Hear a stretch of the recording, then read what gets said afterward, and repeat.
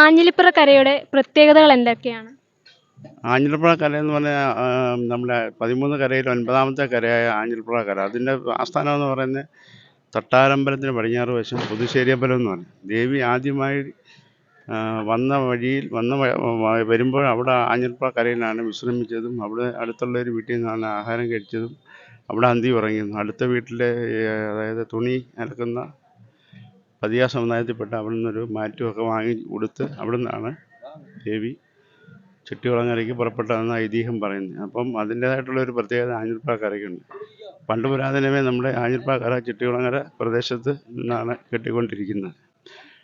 അതിൻ്റെ കൂടാതെ ഈ ക്ഷേത്ര സംഗമത്തിൽ വെച്ചാണ് ഈ കെട്ടുകാഴ്ച കെട്ടുന്നതും നിർമ്മിക്കുന്നതും എല്ലാം. ഈ പണ്ട് ഈ ആഞ്ഞിലിപ്പുഴ കരയെന്ന് പറയുമ്പോൾ ഏറ്റവും വലിയ തേരാണ്. ആഞ്ഞിലിപ്പുഴ കരയുടെ പ്രത്യേകത എന്ന് പറയുമ്പോൾ തേരിലേക്കും വലിയ തേരാണ്. അതുപോലെ തന്നെ കേരളീയ തച്ചുശാസ്ത്ര കണക്ക് പ്രകാരം ക്ഷേത്ര ശ്രീകോവിലിൻ്റെ നിർമ്മാണ രീതിയിൽ തന്നെയാണ് കെട്ടുകാഴ്ച നിർമ്മിച്ചിട്ടുള്ളത്. പണ്ട് പുരാതന നമ്മുടെ പൂർവികരായുടെ അച്ഛൻ അപ്പന്മാരും ഒക്കെ ആയിട്ട് നിർമ്മിച്ച് ഞാനിപ്പോൾ ഒരു 40 വർഷമായിട്ട് ചെയ്തു പോരുന്നുണ്ട്. ഞാനും എൻ്റെ മകനും ഉണ്ട് വിഷ്ണുകർമ്മ. പിന്നെ അവധി സമയത്ത് അനിയന്മാരും ഒക്കെ സഹായിക്കാനായിട്ട് വരുന്നുണ്ട്. എല്ലാവരും കൂടെയാണ് ചെയ്യുന്നത്. കെട്ടുകാഴ്ചയുടെ സവിശേഷതകൾ എന്തൊക്കെയാണ്? കെട്ടുകാഴ്ച സവിശേഷത എന്ന് പറഞ്ഞാൽ ഏറ്റവും വലിയ കുതിരയാണ് ഇവിടെ ചെയ്തുകൊണ്ടിരിക്കുന്നത്. അത് 13 കരയിലും കുതിരയും തേര്, ദാരുശില്പം എന്ന് പറയുന്ന ഭീമന്, ഹനുമാൻ, പാഞ്ചാലി, ഇത്രയാണ് ഈ കെട്ടുകാഴ്ചയുടെ പ്രത്യേകത. ഇപ്പം ഞങ്ങളെ സംബന്ധിച്ച് പറയുമ്പോൾ ആഞ്ഞിലിപ്പുഴ കരയുടെ കാര്യമാണ് ഇപ്പം കൂടുതലായിട്ടും പറയാനുള്ളത്. അത് ഏറ്റവും വലിയ തേര് തന്നെയാണ്. അതിനകത്ത് നമുക്ക് ക്ഷേത്ര സംഗീതത്തിൽ വെച്ചാണ് ഇതിൻ്റെ എല്ലാ നിർമ്മാണങ്ങളും പ്രവൃത്തികളും ഇതിൻ്റെ കഞ്ഞിസദ്യയും വഴിപാട് സമർപ്പണങ്ങളും എല്ലാം ഈ ക്ഷേത്ര സങ്കേതത്തിൽ വെച്ചാണ് ചെയ്യുന്നത്. അങ്ങനെ ഒരു വലിയ പ്രത്യേകതയും നമുക്ക് ഉണ്ട് പറയാൻ. പിന്നെ പറയാനുള്ളത് ഏറ്റവും വലിയ കെട്ടുകാഴ്ച എന്ന് പറഞ്ഞാൽ ആഞ്ഞിലിപ്പുഴ കരയുടെ തേര് തന്നെയാണ്.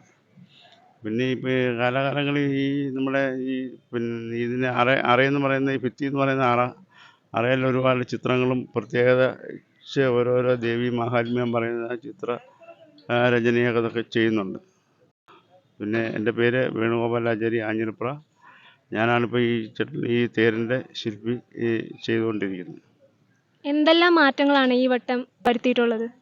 ഈ വട്ടം ഒരു മാറ്റിയെന്ന് പറഞ്ഞാൽ ഇതിൻ്റെ ഒരു കതിരുകാലം എന്ന് പറയുന്ന ഒരുപാട് ഉരുപ്പടികൾ ഒരു 5 ഉരുപ്പടികളോളം മാറിയിട്ടുണ്ട്. അതിനിപ്പോൾ ലക്ഷക്കണക്കിന് രൂപയുടെ ചിലവ് വരുന്ന ഉരുപ്പടികളാണ് ചെയ്തുകൊണ്ടിരിക്കുന്നത്. കാലാകാലങ്ങളിൽ നമ്മൾ പുനരുദ്ധാരണം ചെയ്യുമ്പോൾ ലക്ഷക്കണക്കിന് രൂപ ചിലവാണ് വരുന്നത്. അപ്പോൾ അതിൻ്റെ അത് നമ്മുടെ ശിവരാത്രിക്ക് മുമ്പായിട്ട് തന്നെയാണ് ഇതിൻ്റെ എല്ലാ നിർമ്മാണ പ്രവർത്തനം ചെയ്ത് പണി തീർത്തിട്ട് കരയുടെ ആസ്ഥാനമായിട്ട് ആഞ്ഞിലിപ്പുഴ വെച്ച് തന്നെ ചെയ്ത് ശിവരാത്രി നാളിൽ ഇവിടെ കൊണ്ട് നമ്മൾ മുഹൂർത്ത സമയത്ത് അത് കൂട്ടി പണി മുന്നോട്ട് ചെയ്യുവാണ് എൻ്റെ രീതി. ഈ ആഞ്ഞിലിപ്പുഴ എന്ന് പറഞ്ഞാൽ ഒരു ഹൈന്ദവ കരയോഗമാണ്. അതിൻ്റെ ഹൈന്ദവ കരയോഗത്തിൻ്റെ ആദ്യത്തെ സെക്രട്ടറിയാണ് ഞാൻ. എൻ്റെ പേര് ഷാജി എന്നാണ്. അപ്പം ഞങ്ങളുടെ കരയെപ്പറ്റി പറയാനാണെങ്കിൽ പിന്നെ അമ്മ ആദ്യമായി അധിവസിക്കുന്ന ആദ്യമായി എത്തിച്ചേർന്നത് ഞങ്ങളുടെ കരയിലാണ്. പുതുശ്ശേരി അമ്പലം എന്ന് പറയുന്ന ഒരു ആഞ്ഞിലിച്ചോട്ടിലാണ്. അവിടെയാണ് ഇന്ന് ആ ക്ഷേത്രം നിലനിൽക്കുന്നത്. അങ്ങനെ ഒരു പ്രത്യേകതയും അമ്മ ചെട്ടികുളങ്ങരയല്ല അത്താഴപ്പുഴ പൂജ കഴിക്കുന്നത് പുതുശ്ശേരി അമ്പലത്തിൽ മാത്രമേ ഉള്ളൂ. അത് രേവതി നാളിലാണ്. അവിടുത്തെ പറയാൻ കാഴ്ചയുള്ള ദിവസമാണ്. അല്ലാതെ മറ്റെങ്ങൊന്നും അമ്മ അത്താഴപ്പൂജ കഴിക്കാറില്ല.